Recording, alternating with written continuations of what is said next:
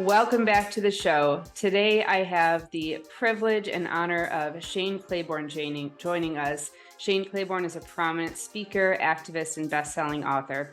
He worked with Mother Teresa in Calcutta and also founded The Simple Way in Philadelphia. He heads up Red Letter Christians, which is a movement of folks who are committed to living as if Jesus meant the things he said. Shane's a champion for grace, which has led him to jail, advocating for the homeless, and to places like Iraq and Afghanistan to stand against war. And now grace fuels his passion to end the death penalty and help stop gun violence. And I'm just going to say, Shane, it is wonderful to see you again. Thank you so much for joining me for this interview today. Yeah, it's wonderful. It's good to connect, and thanks for listening, everybody. Glad to be here. Yeah, for sure. So I've met a lot of people who talk about fighting or defeating areas of injustice. But in this, I find like they're using the language of the oppressor. And when I met you and when we got the chance to visit your community, I have to say I witnessed what I'm calling this radically active grace that speaks a different language, that speaks a language of love. And I'd just love for you to tell me more about that. Oh, that's so kind. There's that old saying in battling the monster, don't become the monster, or when you Mm, battle the beast, don't become the beast. And I think we see um, a lot of kind of fighting injustice and becoming um, unjust as we do it. So I've always been a big believer that our means have to reflect the end that we want. And of course, there's many great mentors from my life and also from history. I think in that, Gandhi and Dr. King certainly came to a conviction that we can't build a better world using the same tactics of violence and superiority, moral superiority, and things like that. So that, a humility, a sense, as Henry Nouwen said, I think so well, he said, if we look closely, we can see in the hands of the oppressors our own hands, mm, and in the face of the oppressed our own faces. So like we all have our own wounds and scars, that things that have shaped us, but also that we are healing from. And we all have the same capacity to do violence or to do good. And when we see someone who kills or does something hateful, we know that we are capable of that ourselves. And when we see someone doing beautiful, redemptive, healing work in the world, we know that that's in us too. So yeah, that's always been a part of I think our vibe and ethos here in our neighborhood, the idea that we're wounded healers. And it also is like kind of redefines how we think of our validation or credentials, like mm, the things that we've survived are not things that we need to be ashamed of, but they're things that actually give us tools and equip us to help others that might be coming out of the same struggle. So the best folks to help someone coming off of heroin is someone who's been sober for a few years or a few days, even, mm, to walk with those folks. The best folks to help someone coming out of domestic violence is someone who's familiar with it. And so that idea that we're kind of wounded healers, and I mean, it's kind of ingrained in the recovery community in general, but I mm. think a lot of us have models of charitable work that is much more professional and has a distance, and I don't know, that's not my favorite style, I guess. Yeah, yeah, that is definitely probably one of the biggest things I witnessed in visiting. So I visited RAWtools Philly, but we got to walk around and see the work of the Simple Way and get to meet your neighbors, which was just such a beautiful experience. But in being there, that was the biggest thing that struck me, was that you're holding a space in this community. You're right there with them. And it was just so integrated and so loving. It's like nothing I've ever experienced before, having been in a lot of, I grew up Christian, and I've been in a lot of circles where people are doing charitable work, and this was the most connected I've ever seen that Yeah. work being done. Yeah. Well, there's some things that, just like we do a lot of gardening. So some soil is better equipped for gardening than other soil. And I think in some ways, um, our neighborhood has good soil for community, and a lot of neighborhoods that are economically impoverished are community rich. And I think the opposite is also true. A lot of places that are rich economically are often poor when it comes to community and relationships. And so a lot of that's, our roots in our neighborhood have literally been grown over 25 years. So those are pretty deep roots of staying in a place for a while, and and building on that community that has its own resilience, and has been really neglected by a lot of social structures and priorities of our city, and companies that moved out of our neighborhood. So the neighborhoods had to come together, and we've seen that over and over. When we had a massive fire over a decade ago, our whole neighborhood came together to rebuild that block and to stabilize 100 families that were affected by that fire. It was a massive, inferno that burnt down our block. So all that, it kind of is a continual reminder that these communities are really vibrant, and take care of each other well. Half of my neighbors, have extended family or folks that are struggling to make it, that are crashing in their houses. So Mhm. intentional community is what we called it, but a lot of our neighbors do that naturally. Hmm. I love that. How did you learn that you were the kind of person suited to this way of living and being? I grew up in, you kind of mentioned it a little bit, in a kind of Christian subculture that was very much about um, listening to God and finding your calling on your life. And some of the ways that took form in my own life was almost like you need to go into a closet and pray, and you'll hear Mhm. this, divine revelation that, God wants you to be a surgeon or something like that. And that's not exactly what happened for me. I find that, as my friend Brian McLaren says, you you make the path by walking it. And I Mhm. found that, like, one of the Bible studies I did actually that was quite good, um, said you just the opposite. Don't just try to listen to God in a vacuum as if the whole world revolves around you, but get out into the world, and you will hear God as you. So it's kind of like exercising. You Yeah. don't just sit around and read books and watch videos on exercising. You actually have to do it. So, for me. That's why I went to India, to work with Mother Mhm. Teresa. I went wherever I saw like beautiful glimpses of redemptive work. I wanted to learn from it, participate in it, be a part of it. And then that kind of is how I found my own way. That one of Mother Teresa's powerful lines was, "Calcuttas are everywhere if we'll Mhm. only have eyes to see." So you go to India sometimes to realize that, um, it's easier sometimes to do missional work for people on the other side of the world than it is on the other side of town. So we came back kind of really going, yeah, so what's this look like for us? What's it look like in Philly? How do we do it?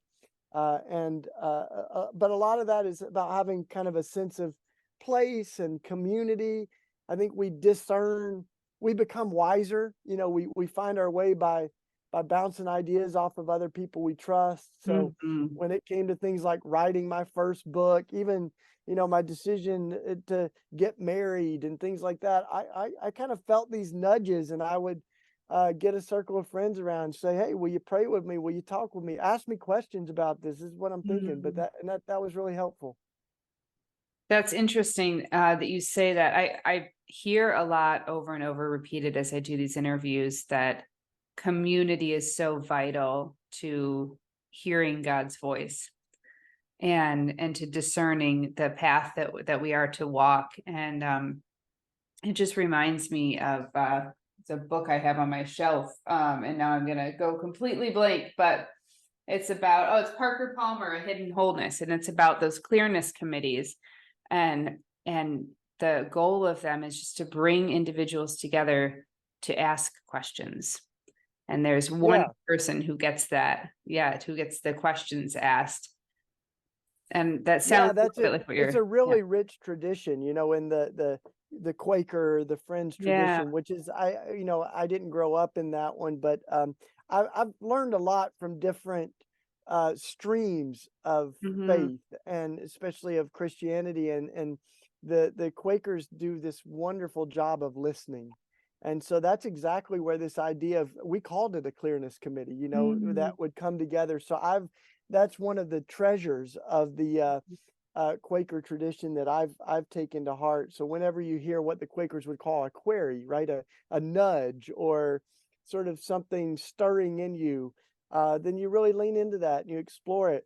But there's also wisdom in having some folks around you. So for instance, when I wrote my first book, I mean, I didn't know if anybody'd buy it. So I knew my mom would buy a lot of copies, but I didn't, Yeah. but it sold, a lot of copies. And um, that clearness committee helped me uh, make a decision to create essentially a foundation where that money would come in, and we call it the Jubilee Fund. And in fact, in the back of the book, we list about 200 different wonderful groups that have been a part of my own journey, and in many ways are, this book came out of that, those relationships. And so we share that money with those groups. It's probably even closer to 300 now, or whatever, that we, but all that, and that wisdom. I also think, some of this we miss, but it's there. Like, and I know not everyone listening, comes from Christian faith or any faith at all necessarily, but one of the things that Jesus said to the disciples was, "Wherever two or three of you gather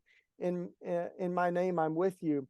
So there's this real sense that, like, this is a community calling. Jesus modeled that, even when God makes the first human in the book of Genesis, it says it's not good to be alone. So that's part of what uh, the good news is, that we're not alone in the world. And yet I think we've created this sort of um, cultural idol out of individualism and Mhm. independence, that um, sometimes community is like, it's sort of like exercising muscles that have atrophied a little bit, so it Mhm. can feel awkward to have something like a clearness committee. Like, what is that? I can make my own decisions, whatever. So but I think some of this is just going, we're made to love and be loved, and to belong, and to be accountable to other folks, and to, we're wiser together than on our own. So let's figure out ways that we can share money together, ways that we can do meals with other people, that we can Mhm. celebrate the highs of life, and we can carry the burdens together. So that's, I think, what community is really about. And just like when you're a teenager, you hear about peer pressure as kind of Mhm. usually a negative thing. I Yeah. think there's the flip side of that, is that community is the beautiful side of that, which is surrounding ourselves with people that we want to be like, and so you Mhm. become more generous by hanging out with generous people. You become more courageous by hanging out with courageous people, because courage is contagious. And so Mhm. is fear, and so is narcissism and cynicism. Those are all like kind of uh toxically contagious things in our culture too. Yeah. Yeah, absolutely.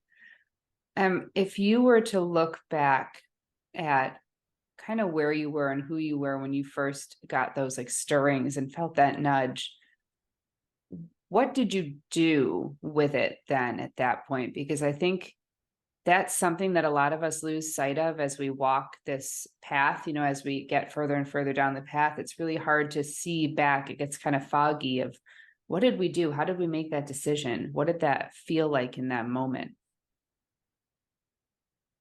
uh a lot of things, I think we focus on the finality of them, and it's a little bit more, well, one of my mentors said the hardest part of running a marathon isn't getting to the finish line, it's getting to the starting line. You know, it's like Mm. getting your body moving so you can eventually run a marathon. Yeah. And you know, I look at a lot of the things that give me a ton of life right now.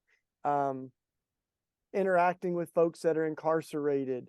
I mean, those are things that, like, how do you even get to the starting line on that? And I found that you find people that are already doing it. You know, like there's an organization that has a list of everyone on death row, and Mhm. specifically, you know, puts an asterisk by the folks that don't have any, you know, family or visitors. And there's groups that are already going inside correctional facilities and things like that. So, you know, some of this is like we don't have to do everything on our own. A lot of what we do, both within our local work at the Simple Way here in Philly, and also our larger work with Red Letter Christians, is collaborations. You know, we talk about co-conspirators. You know, people that Mhm. we plot goodness with and do this sort of holy work with. So I think a lot of it is about becoming a part of what other people are doing and building stuff together with folks that are directly impacted by some of these things. And whether that's, you know, the escalating violence in the Middle East, or if it's, you know, immigration, welcoming immigrants in our own country, you know, those are things that, like, we're building broad movements that are doing that work. But in the end, it's also about each family making room in their house and in their heart for a foster kid or for an immigrant family, or, you know, and a lot of the big decisions that um I've made, for instance, like we went to Iraq during the initial onset of the war after September 11th, after the attacks uh, that in New York and DC, and then that grief kind of began to um, I think, be exploited and also just be unhealthily channeled into more violence. And we saw the war in Iraq and Afghanistan. So a group of us went to Iraq and to Afghanistan. I went to both of those countries, but it was with a group of people, and it was with a heck of a lot of discernment, you know, of Yeah. thinking and not just calculating the risks, but going, um, you know, is this where we need to be at this particular time, and is it this the best ways that we can love right now? And that's always a question I kind of Mm. keep coming back to, is what does love require of us? You know, what does love, loving our neighbor look like? Or even in this case, you know, loving our enemy, what does that look like? Yeah. And So those are big decisions, but I made those, even that decision to go to Iraq. I had a clearness committee. You know, I had also two Mhm. friends that I already knew that were going over to be a part of, essentially, um, standing against the war, volunteering in hospitals, and it was very similar to what's happening in Gaza right now. At the time we went, there were 900 bombs a day that were being dropped, mostly in Baghdad, and that's where we were. So we saw horrific things, but there was a sense of, I think, uh, deliberation, and a sense of this is really where we're meant to be. And we had doctors and nurses and pastors and veterans and all kinds of different people that were a part of that team. Um, and I probably wouldn't have just been able to muster up the courage or resources, or even been as careful and wise as I should have been if I had done that on my own. So I'm, Mhm. you know, grateful that we had three different groups that were all collaborating for that presence in Iraq and later in Afghanistan. Mm. Yeah, I think that's one of the biggest takeaways I'm going to have from this is you talking about finding others who are doing it already. Because what an interesting and unique way, especially right now, I think, to look at doing the work. So many people are branching off and trying to start things and do things on their own. You know, I'm me included. I think a lot of us who feel drawn and called to doing this kind of work, showing up, in the most loving way we can in the world, feel like, all right, I got to make this work. I got to do this on my own. I got to power ahead. And yet there are so many individuals and organizations who have pooled the resources or the talent or the wisdom, who you can reach out to and find and partner with. I think that's a really huge point to take home.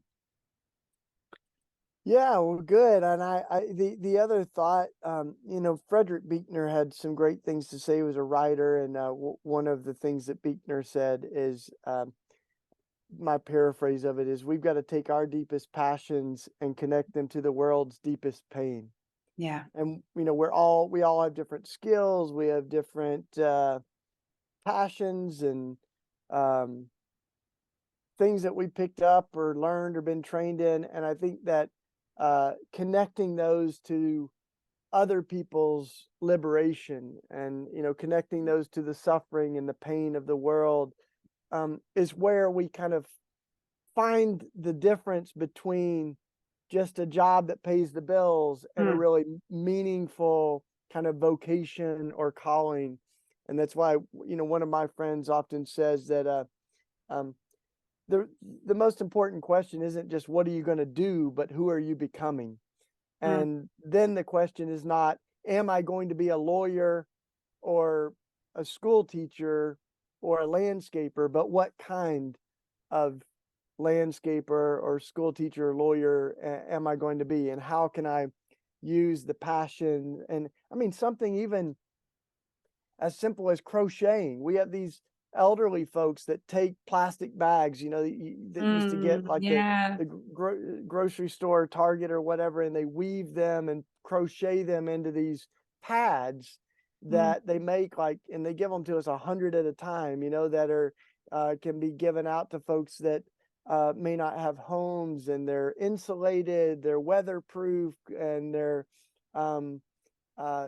lightweight to carry. So I mean, all of this just came out of connecting to folks that are struggling and thinking, what might I have to offer, and what might I be able to learn, and so I think there's a million different variations of that story. I think of my friend Brian Stevenson, that's a lawyer defending folks on death row down in Alabama. He started the Equal Justice Initiative, and he's African American man that came out of Harvard. He also went to the same undergrad that I did, but could have gone anywhere. But he saw one of the most desperate places for good lawyers is Alabama, and particularly death row.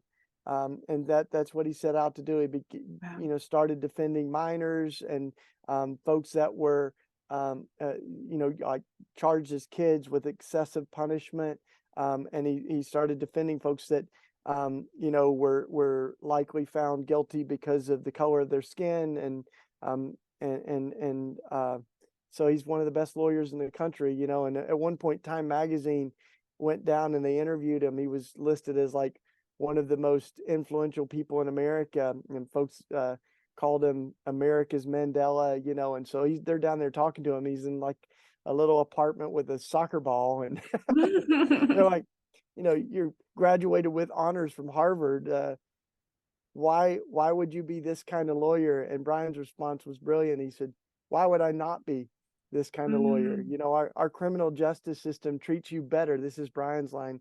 If you are rich and guilty, than if you are poor and innocent. And so he's set out to dedicate his life to changing that. And so there are things that are more important than money, and I think that's where a lot of us get distracted, is by this kind of upward mobility and working our ways up. And I heard a pastor once say, if we find ourselves climbing the ladder of upward mobility, we better be careful, or else on our way up we might pass Jesus on his way down. Kind of pointing out that it's funny, but that's true. Yeah. So I think that a lot of this self-help books and all of these, like, living with purpose and all, there's a lot of stuff that's obsessed with ourself, and we lose the real secret, which is if you want to find your life, you give it away. You Yeah. were meant to live for something bigger than ourselves. And as Mother Teresa said, there's more important stuff than money. At one point, a guy said to her, you couldn't pay me $1 million to do what you do. He said this to Mother Teresa, and she said, you couldn't pay me $1 million to do it either. The great line, Yeah. Yeah. Yeah. I have been a champion for the idea that a fulfilling life and a joy-filled life comes out of connecting our, I say, God-given wisdom and talents and lived experience with serving the world.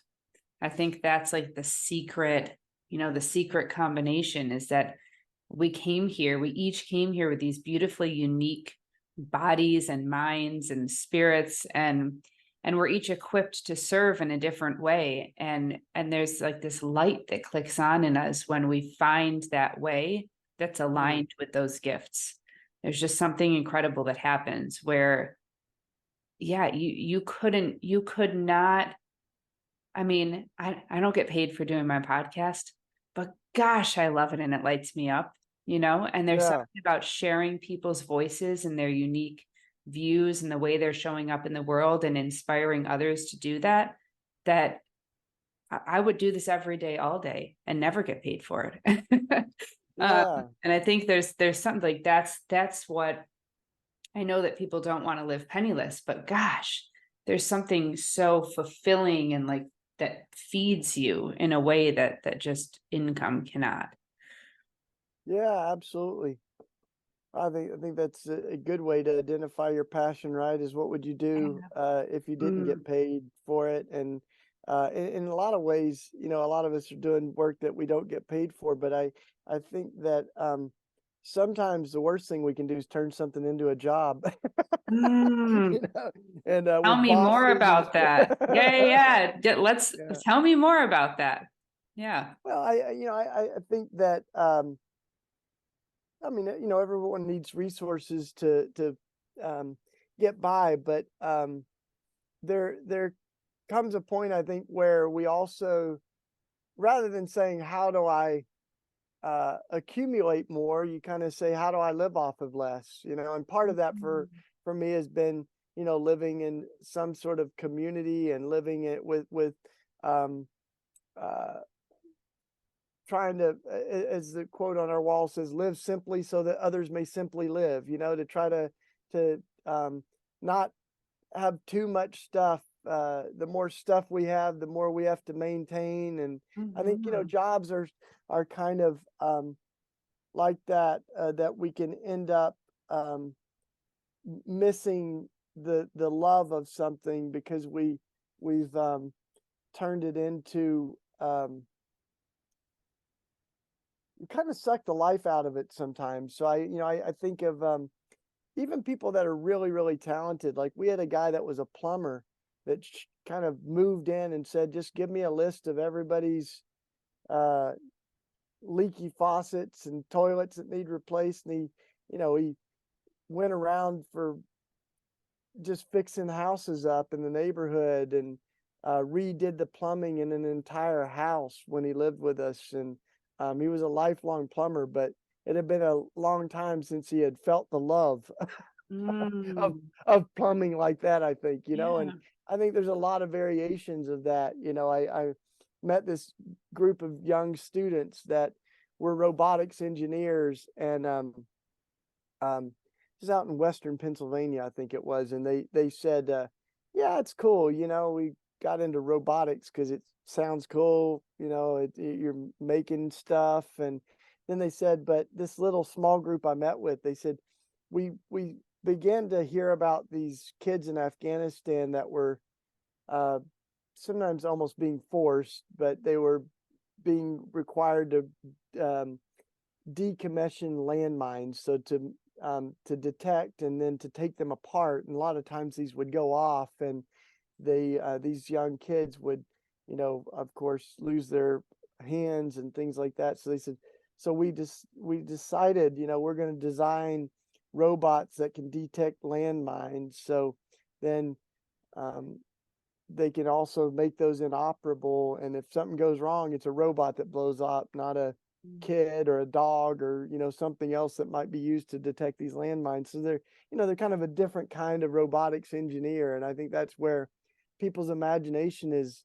endless, and thinking through how do we create clean water for people. That's the number one cause of death in the world. And we've sent people to the moon. We can figure that out. How do we use our minds to try to figure out how to de-escalate violence rather than to put billions and billions of dollars into war, which is inevitably creating things like what we see, in Gaza right now, is this like massive, massive violence that's been funded and made in the USA. I mean, many of those bombs being dropped that are made just a couple hours from where I live. And you go, and if we had all of those brilliant minds that are trying to figure out how to like build a world that's peaceful, where everybody has the this day their daily bread, as scripture and as Jesus taught us, like let's figure out, let's find those common aspirations and figure out how to build a more beautiful world.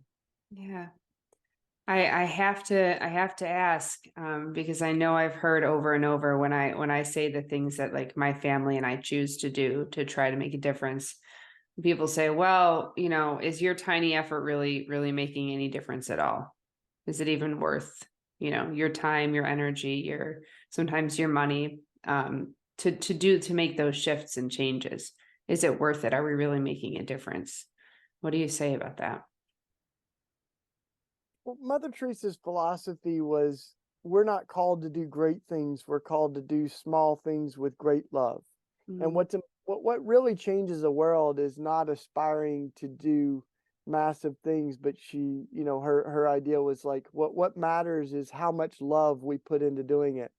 And mm, so like, let's try to love one person well. Let's try to welcome one family that are refugees from somewhere. Let's do that well. And then what becomes important is not numbers, and mm. how many mouths we fed or how many homes we built, but the names and faces of relationships that are both transforming us and other people that we're in contact with.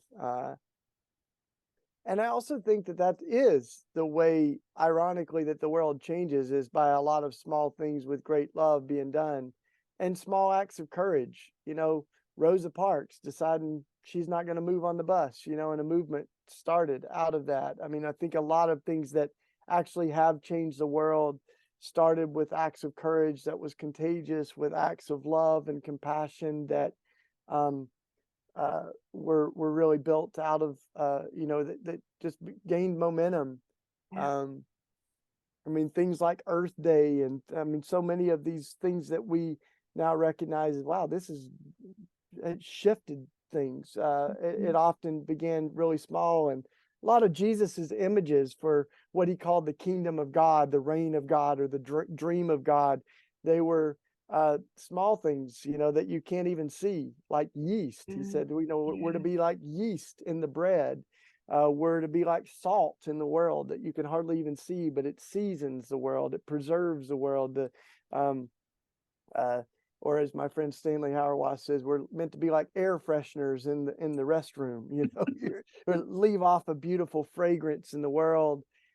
Jesus also used the mustard seed, as one of those images, not of a giant sequoia or redwood, but it was Mm, actually an invasive plant, that would mhm. begin to beautifully kind of spread, and that those are images that Jesus kind of offers us for how I think that the dream of God comes on earth. And as he also said, like that is within us. Like we all have the seeds of that love within us as we live in the world.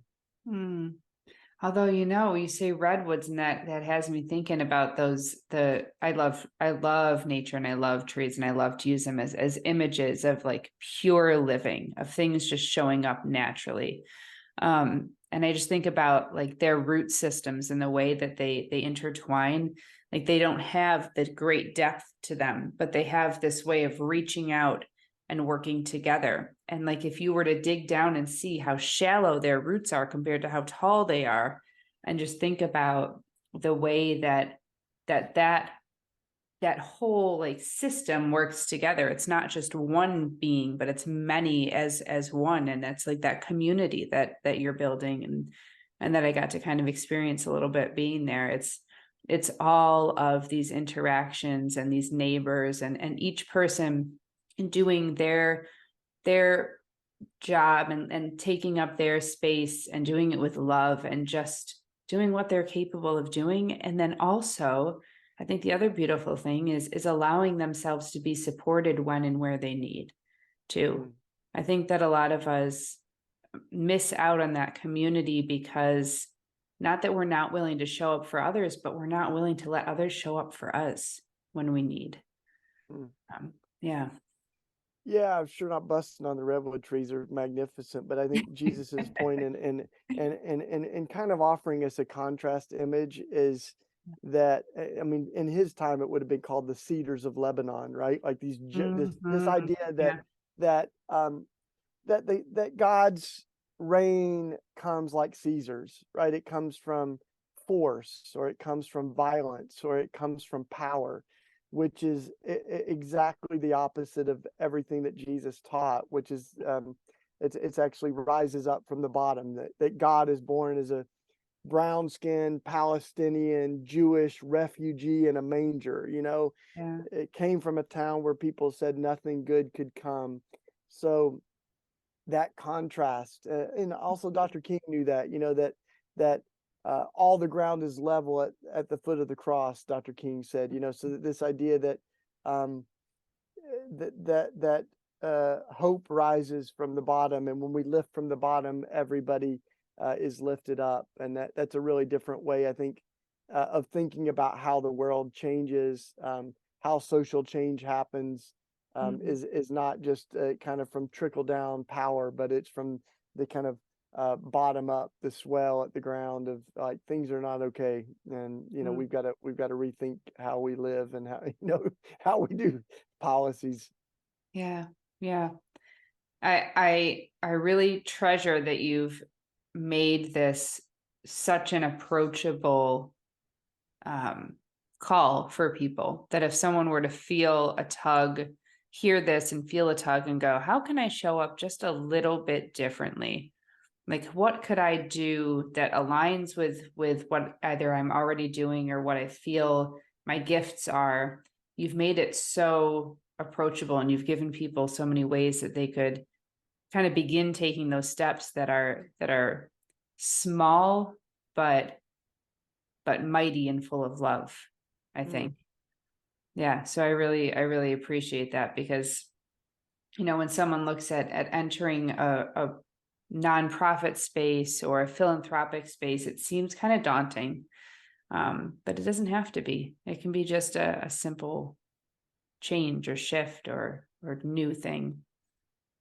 Yeah, and a lot of things, we think that they're a big risk or they're uncomfortable or whatever, but I mean, most of the things that I think about that have shaped me in my life have been things that were a little uncomfortable when I first did them, or they were outside of my um, uh, familiar spaces, right? I mean, and I was thinking of this study that was done of they asked folks in the last kind of season of life, so maybe 90 years old, what would you do differently looking back on your life? Mm, And the number one answer was take more risks.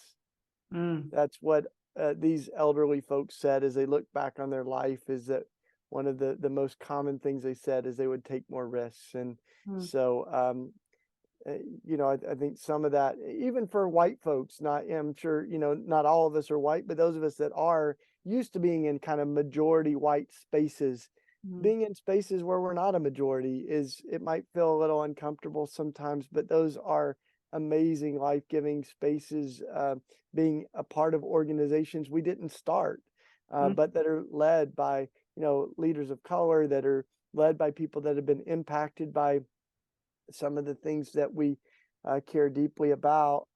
These are all, I think, important things, it's that kind of idea too, that we go in listening and learning, and we join those who have been impacted by the injustices. So it's not, I think we're good at wearing t-shirts and having bumper stickers, but relationships are what change us. It's what, where the action is. And so I think we got to get into those places. So yeah, keep doing it. Yeah. It's funny you said that, because I just had this poll to ask, how do we begin showing up in spaces humbly and listening well, versus, coming in blazing and thinking that we're gonna come make a big difference with our presence. How do we come in and really sit down and take our place and listen? Because I've heard that,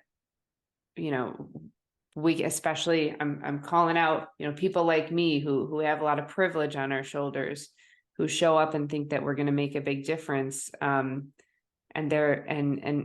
what ends up happening is there's a little bit of we bleed all over the place a little bit. Like we make a mess of the place instead of listening well and showing up. And so how do we do that? How do we get started in these organizations or with people and do it well and listen well? Does that make sense? Yeah. So, I think of the words of my friend David Bailey, who said that, he was particularly talking about race, and he was saying, especially, I think of white folks. Again, I'm sure a lot of folks listening to this are not, but he and I were talking about this. He said, white folks are good at showing up, preparing a table for other people to show up to. And he says, I know a lot of white folks that are also, or you might even say, like, just people of economic means that are really good at collaboration. So they're good at creating a table together, having a potluck kind of thing. And he said, but what is a stretch for a lot of white folks and people of privilege is showing up to someone else's table, showing up to a meal or an organization that they haven't even funded or started or aren't on the board of or whatever, and just showing up to someone else's space is, for some folks, it's a deliberate decision. We have to be intentional about that, because it's easy to kind of not hide, but just be comfortable in familiar majority white spaces, So I think those are all really important exercises for us, and when I look at Jesus's call to relationship, it's to be outside of those homogenous spaces, and we're all, like, most comfortable around people who look, as my friend says, look like us, eat like us, and vote like us, So let's kind of try to stretch ourselves, and everybody wins. Yeah, I love that. Yeah, thank you. Is there anything else that you feel would be valuable to share with people? Oh, I'm just glad to be a part of it. Thanks for having me as a guest. And, folks can follow our work. I'm on social media. It's, most of my handles are just my name, and I try to stay pretty active on the Instagram and Facebook and the Twitter X world and Threads now. And Red Letter Christians is on all those. If folks are interested in our, gun transformations, you got to see the shop where we're turning guns into garden tools. This is one of our shovels made from a gun. That's RAWtools. So we get our name from war flipped backwards, rawtools.org. And we're having I don't know when this will air, but a bunch of holiday events that we're doing and stuff there. And it is about transforming the kind of weapons, but it's also about reimagining the world. And we see from Gaza to our front door, here in Philly, we've got a world with way too much violence. So we're trying to reimagine that. And Mm. yeah, and if folks particularly are leaning into the Christian faith, but we're great collaborators too with folks of really all different faiths and no faith in particular at Red Letter Christians. But we get our name from the Bibles that have the words of Jesus in red, Mhm. and we like to say we're trying to live like Jesus meant the stuff he said, as you said, Bridget. And Gandhi, when he was asked about Christianity, he said, I love Jesus. I just wish the Christians acted more like him. Mm. So we kind of resonate Yeah. with that. We know that there are lots of things that suffice or try to uh, camouflage themselves as Christianity, but they don't look like Jesus or sound like Jesus or love like Jesus. So we're humbly aspiring to try to live out the words in red. Yeah. Yeah, that's beautiful. Yeah, and I'm going to this will be Tuesday, December 5th that this will come out, so very shortly here. Cool. And I'm going to put some of that footage from my visit and from Raw Tools. So if people are listening on Spotify or other podcast platforms, jump on over to YouTube and check out the video. I will add some of that B-roll footage in from the visit. And what I have to say as a side note, getting to actually take my hand to pounding a gun was quite the embodied, visceral experience. There's just something that like you can't really put words around what happens inside when you get to actually experience doing that. So thank you again for that opportunity. It was really honestly life-changing. It was. So thank you. Absolutely. Yeah, we have a church word, the word sacrament, which it's a beautiful word because it means holy mystery. And I think that's what we feel like. Um, as we're transforming, especially like the metal of an AR-15, and Yeah. sometimes beating on it with people that have lost people they love, and telling our stories to one another. There is something kind of that's a holy mystery about it. It's also just a really great way to channel your anger and grief. Just beat the crap out of a gun, but yeah. So Yep. Yeah. Yeah. It is sacramental. Yeah, you're right. I grew up Catholic, so I had all of these experiences of the sacraments, and that, you know what, that really captures it. It does, for sure. So, Shane, thank you again. I really appreciate you and the work you're doing and how you're showing up in the world. So, thank you. absolutely. See you soon. Thanks everybody for listening. Yeah, thank you.